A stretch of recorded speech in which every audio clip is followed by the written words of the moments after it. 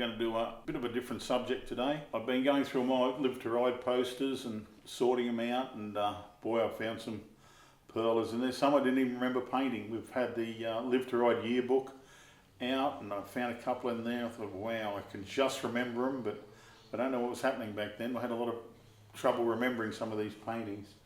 And while we were looking through some old artwork, I found some of the original posters from Aratula that I did. These were just done pen on ink quickly, but for 25 years I ran this concert.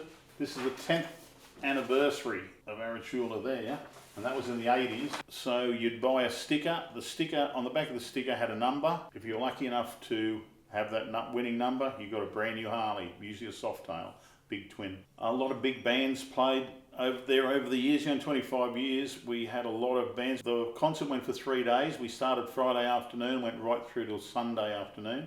The bands usually went all night. In the end, we ended up having 2 stages, so we could have one band set up, and when they finished, we'd draw the curtains across, the other band to be ready to go. We had Powderfinger was a band that played there, as well as we had the George Thorogood show, we had the Meatloaf show, we had the AC/DC show. We had every show you could name. It gave a lot of local musicians their chance to be on a big stage with a big crowd. We had a lot of near misses with some bands, like Steve Earle.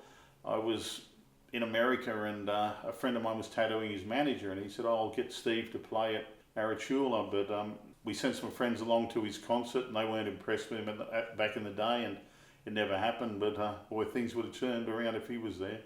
We also missed out on a band called Killing Heidi, so was talking to a few of the guys, and I said, we've got this band called Killing Heidi who want to play, and we thought, oh, that's a weird name for a band, so it never happened, and 3 months later they were on every radio station. They were famous, but we missed out on them too. As well as the concerts, we had a bike show and dirt drags, a lot of stuff going on while the concert was going on. So it was a great weekend, and a lot of my Live to Ride paintings were based on these weekends. We, although we rode bikes, we rode them somewhere, and somewhere to ride them to was great when you had a venue like Aratula or Bindoon or Broadford. So we'd head out there, all our bikes shined up and polished and looking the best, and you could enter them in the bike show, win some money and a trophy, as well as have a great weekend. And I was just looking back at a few of the posters, so I'll give you a look at them, and the reason behind these ones were that weekend, a concert weekend where all people on bikes and cars could get together and have a great time, out in sticks, not annoying anyone, and having a great time. One of the first ones I did was this scene of a guys riding out to a concert. Rage was on the license plate, so we used to say, it was a great rage, and it was a typical saying back then. I don't hear it as much now, but here we've got Aratula, of course, Queensland. We've got Broadford, Victoria, and Bindoon, Western Australia.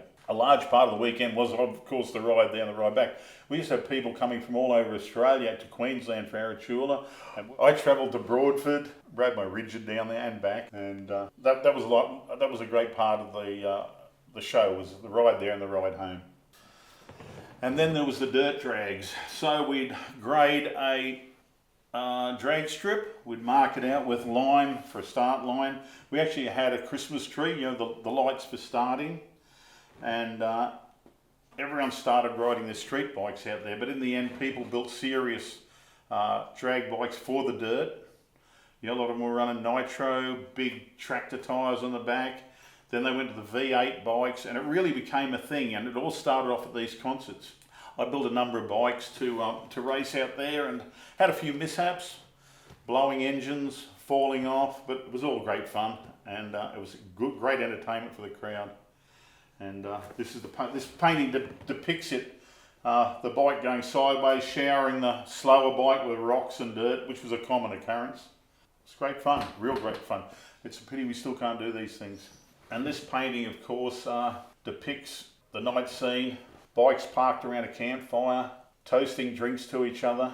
And at some of the venues you could stand on the stage and look up the hill and just see campfires burning and everyone having a great time. We never had any trouble there. There might have been a few small altercations, but never any drama. And it was a great way to showcase the local music scene. I don't know how many bands we had every year, but we had enough to keep going for 3 days. We brought a few bands up from Sydney, I remember, Victoria. The Giants played there a number of times. I remember battling with insurance companies, having to have meetings with the council about noise, the number of toilets you had to have, and it took a month out of my life for those 25 years, but I enjoyed it, and I'm sure there's a lot of people out there who attended these events and had a great time. We've got some great stories, so if you've got any good stories, drop them in the comments and we'll share them together. The strange things that happened was the government came down on the whole motorcycle scene, and although we had roadblocks going in and out of some of these events, it was never a problem once the event was running. But I find it strange now that all of a sudden they've declared these events, I don't know, wrong, like no one was getting hurt, but now they've got big concerts where people are getting hurt and they still, okay them, but for the motorcycle community to have a show, it's really hard these days. And the funny thing is, a lot of these politicians attended these venues.